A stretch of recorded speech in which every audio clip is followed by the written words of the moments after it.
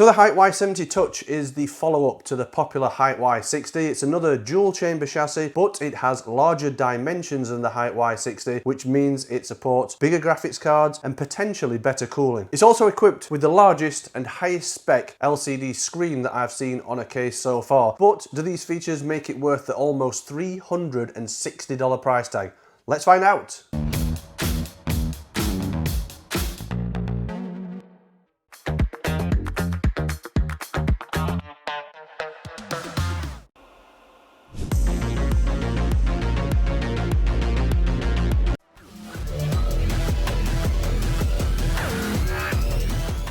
The Hyte Y70 Touch is available to purchase now. You should be able to pick this up with an MSRP of around $360 US.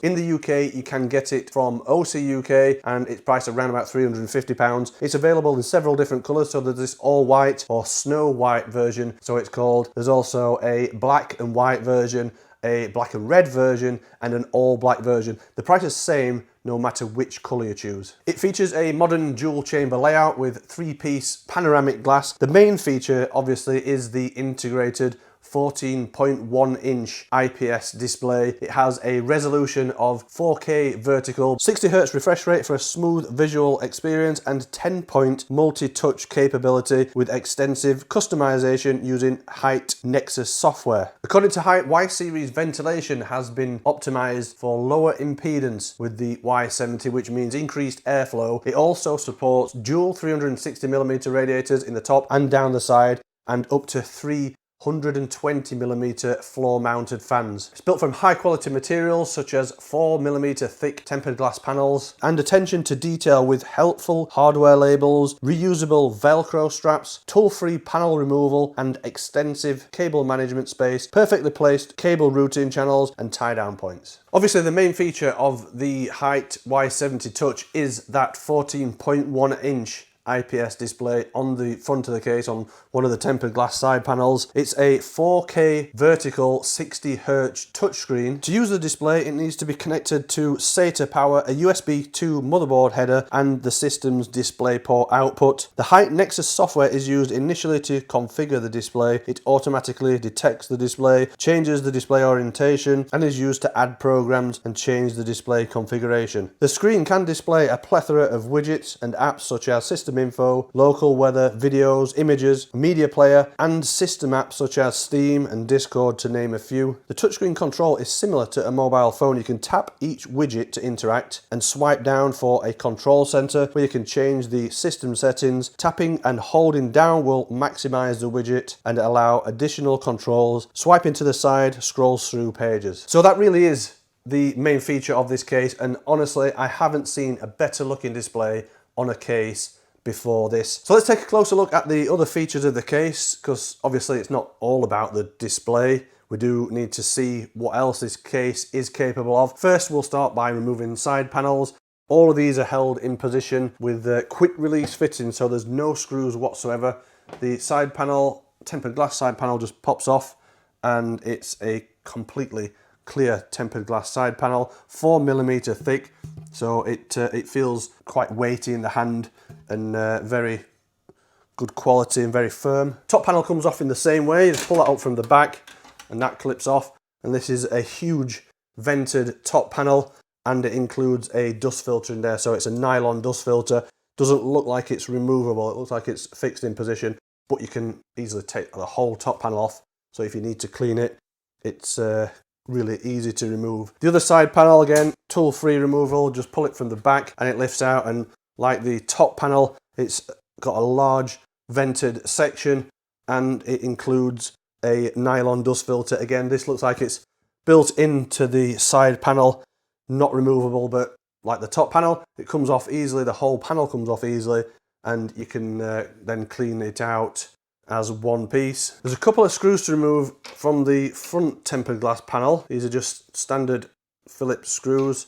They are not captive and they're not thumb screws, just standard screws. So just remove 2 of those screws from the front tempered glass, and then that just pops out and lifts out from the front. And like the side panel, it's 4mm thick tempered glass, so it feels solid and it's completely clear. There's no real tint to that at all. The LCD panel is also removable. There's a couple of screws to remove from the top and the bottom, and then that just lifts out. But if you do take that out, it does lose a lot of rigidity in the frame of the case. You have to be careful. Don't rest on this top corner when you're building a system in there with the LCD screen out, because you could quite easily bend it. And to be honest, it's not the most rigid design, this. The chassis does have quite a bit of flex in it, even while that screen is in position. I've seen better build quality than that on some cheaper cases. I reviewed the Montech King 95, which is a similar dual chamber chassis recently, and that seemed a lot more rigid than this. So it's not the best build quality, it's not the best strength in the actual chassis frame. Bit of a letdown really, considering the price of this case.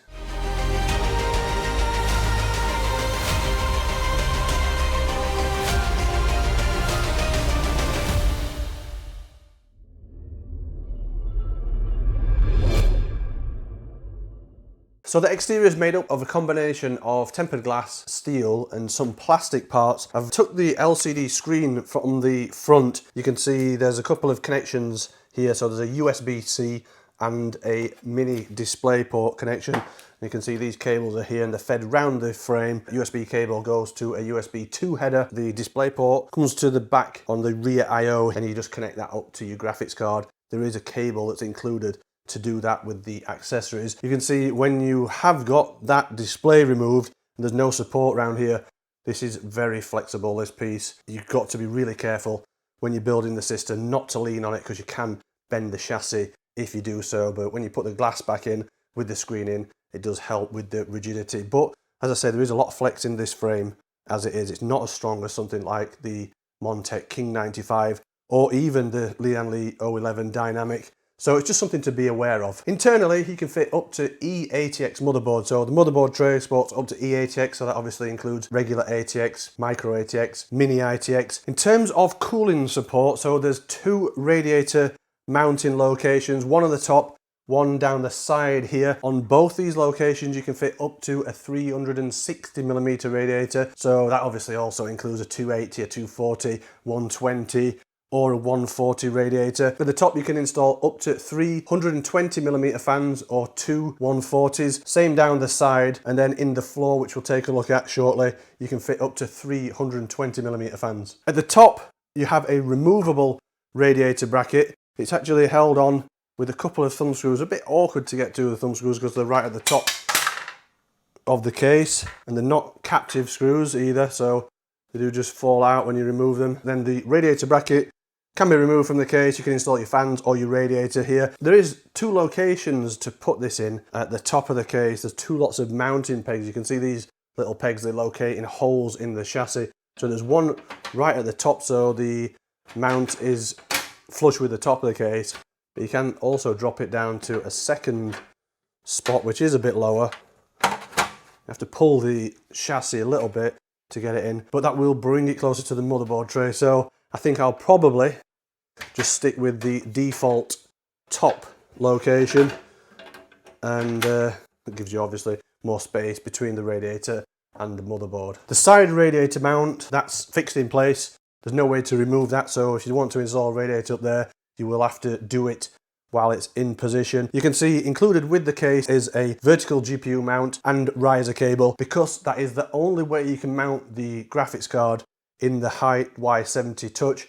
Similar to the Hyte Y60, that was vertical GPU mounting only.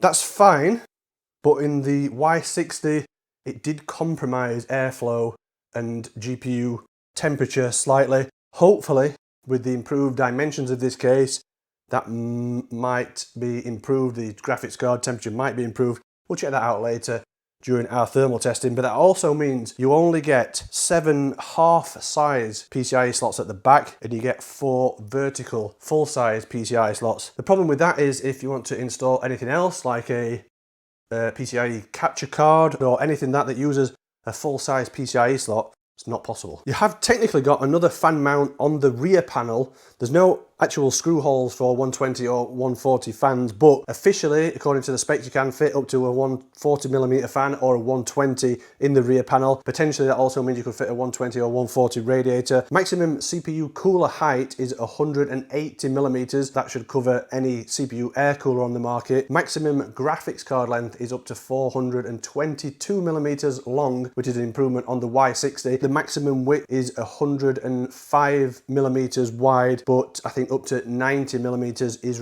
recommended for the best cooling potential. At the back, you can see the large vent for the fan. There's a rear I/O cutout for the motherboard, 7 half-width PCIe slot cutouts, and then the 4 vertical PCIe slots. You've also got a couple of storage drives at the back here, and they're just held in place with thumb screws. You just slide the storage drive out, and in these you can fit either a 3.5 or 2.5 inch drive. There's 2 of those storage bays that slide out from the back, really simple and easy to use. And then below them is the power supply cutout. Obviously the power supply just installs from the side here and screws in place at the back. And then spin the case round, you can see the side fan stroke radiator mount there. Up to 360mm radiators can be installed, maximum of 3 120 or 2 140mm fans. You've also got these cable management cutouts that are covered by these rubber grommets, bit different to normal rubber grommets. Instead of ones that just have a shape punched out of the rubber and you pass the cables through, these are actually a complete rubber piece that covers both the top and the side vents, and then they have these kind of slots really that you feed the cables through. The main thing with that is if you're looking from the front of the case, you can see straight through them, and potentially you might be able to see some cable clutter. You've got plenty of points for tying cables down. There's some Velcro straps on the bottom of the case there as well for cable management.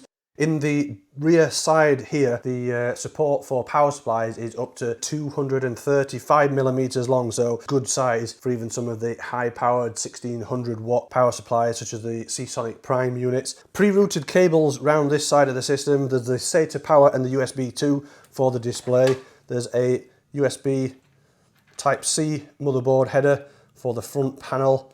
There's also a USB 3 header for the front panel, and the HD audio cable. On the floor of the case, there's a large vented section covered with a dust filter, and it's a nylon dust filter on a plastic frame. And then underneath that, you have the location for mounting the floor fan. So on here, you can install up to 320mm fans or 2 140s. This panel is also removable. So there's just 3 thumb screws that you turn out. They're actually captive thumb screws, so they stay in position, and then you can mount the fans to this bracket and then reinstall the whole thing again with the fans installed. So that makes installing fans to the floor relatively easy. There's also some feet that are angled on the bottom of the case, about 20mm tall, and they come with rubber anti-vibration pads. Accessories are included with the case inside this small cardboard box. In here you get a DisplayPort cable for the front LCD screen. Looks quite short, that. Hopefully that should be okay for connecting up to the graphics card. There's some additional Velcro straps, some extra clips for the side panels and top panels. I guess they're just put in case any break. And then you get a bag of assorted screws and some zip ties and a 3.5mm splitter cable, because the front I/O on this case includes just a single 3.5mm audio jack for headphones and microphone, 2 USB Type A ports, and then a single USB 3.2 Gen 2 Type C ports. The power button on this is a blue tactile mechanical switch, so it's got quite a nice feel to the power button.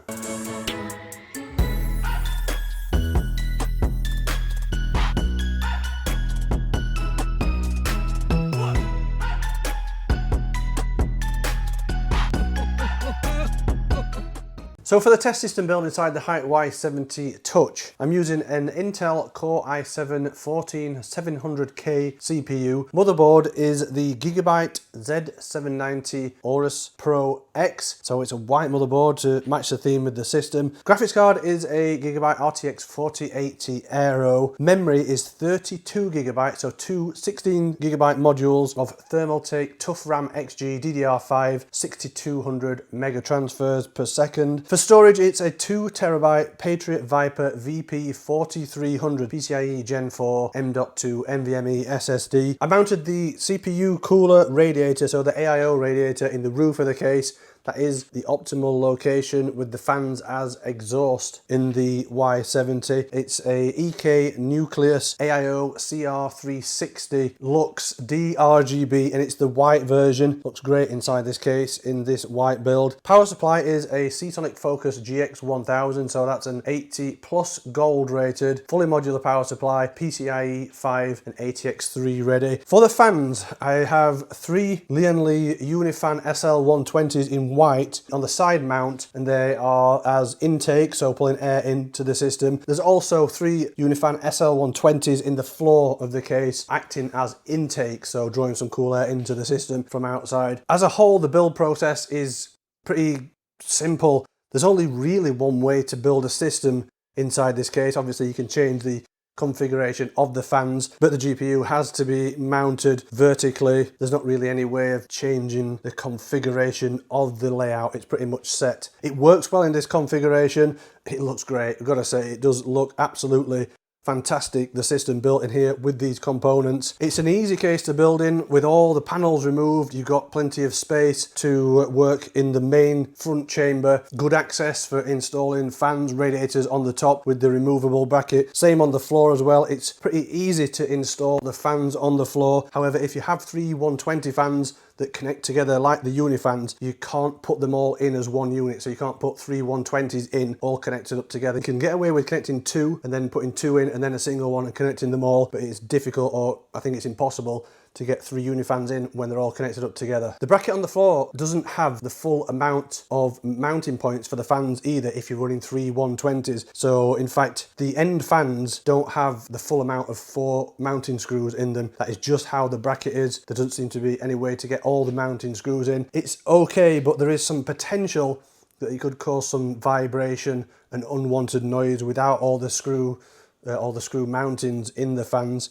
But it seems to work okay. I've not noticed any adverse effects. Other than that, it's a really nice case to build a system with. Cable management features are decent. Those big cable cutouts make it easy for getting cables through to the other chamber at the back. Those down the side of the motherboard, if you've got the case face on, you might be able to see down those cable management cutouts and those grommets, and you might be able to see some unwanted cable mess through the gap in the grommet. The cable tie down points and the Velcro straps and the main channels for cable management, they all seem to work really well. With an AIO mounted at the top, there's still plenty of space at the top of the motherboard to access cables, so plugging in EPS and fan cables and things like that isn't a problem. I've actually got the radiator on its lowest mounting point. It does go up slightly higher than that, so if you were to run push-pull fans, I think you would still have plenty of space in the top of the case too. As always with case reviews, we've run our usual thermal test on the Y70 Touch. There is a combined Cinebench R23 and 3D Mark Speedway stress test run simultaneously for 30 minutes.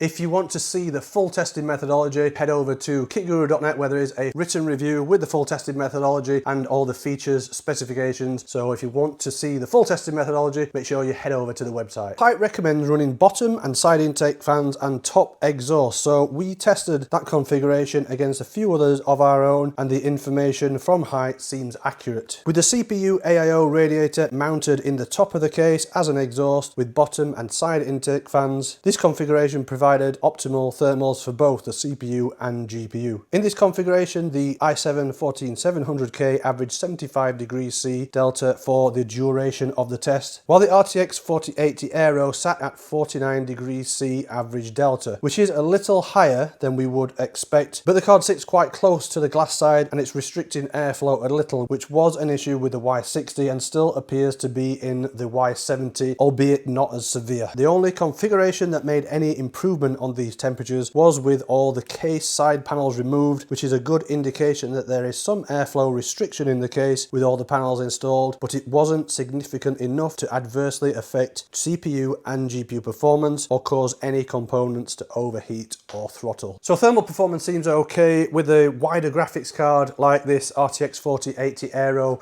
it is still sat pretty close to the tempered glass side panel, which means there is some restriction with airflow. That was a bit of an issue in the Y60. It's not as severe in this case. It is there is a bit more room and a bit more airflow, so the effect on thermal performance of thicker cards isn't as severe in the Y60, so that is an improvement. You have to admit, this is a premium looking case. When you've got a system built inside it, especially this all white one with white components, it looks absolutely stunning. The screen, that is without doubt the best looking, most feature-rich screen I've seen on a case so far. I really like the look of that. The build process is easy. You've got lots of space inside the system to work with when all the panels are off. Everything fits into place. Plenty of space around the other side for cable management. All the cutouts and the cable tie-down points are in good positions and all seem to work well. Velcro straps are useful on the floor of the case. So it's a really premium looking case.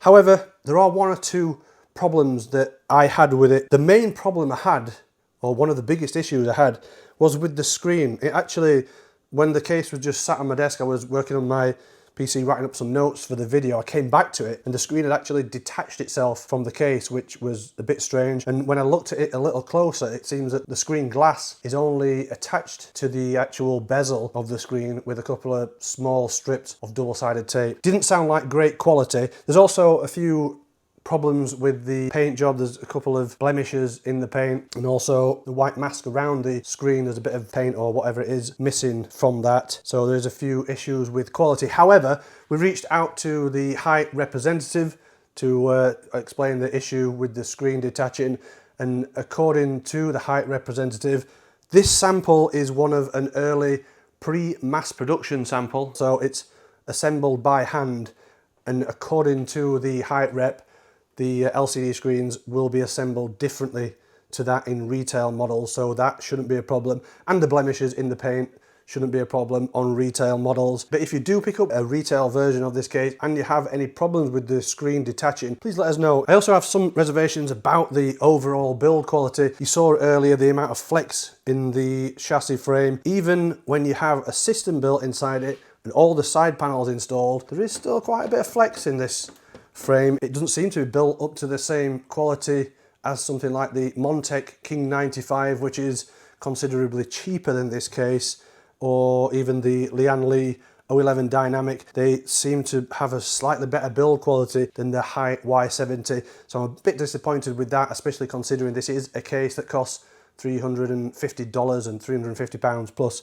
I'd expect a bit better build quality than that. I also don't like the look of the black cables in this all white version. It still has black cables for the screen front and the front I/O connections and things like that. I tried to match them up by using a power supply with black cables, but I would have preferred it in this all white version of the case for all the cables to be white as well. And there's that thing with the bottom fan mount not having enough screw holes for 320mm fans, and the graphics cards, or larger graphics cards, are still sat quite close to the front glass, and it can restrict the airflow and increase the thermals on the graphics card if you're running a big graphics card. But it is an absolutely brilliant looking case. Definitely the best LCD screen I've seen on a case yet. I like some of the features of that, and it looks great. When you've got a system built inside it, it displays the system like no other. I really like the look of the case, but there are some issues with build quality which you wouldn't expect at this price. So that's the Hyte Y70 Touch. Let me know what you think of the case in the comment section. If you've got any questions, drop me a line. I'll do my best to answer them. If you've enjoyed watching this video, don't forget to give it a thumbs up. Hit the subscribe button if you're not already subscribed to Kit Guru. If you enjoy what we do here at Kit Guru and you want to help support us, you can always head over to the store and pick up some merch, or you could even subscribe to the Patreon. And as always, if you want to catch up on all the in-depth technical reviews, head over to the website.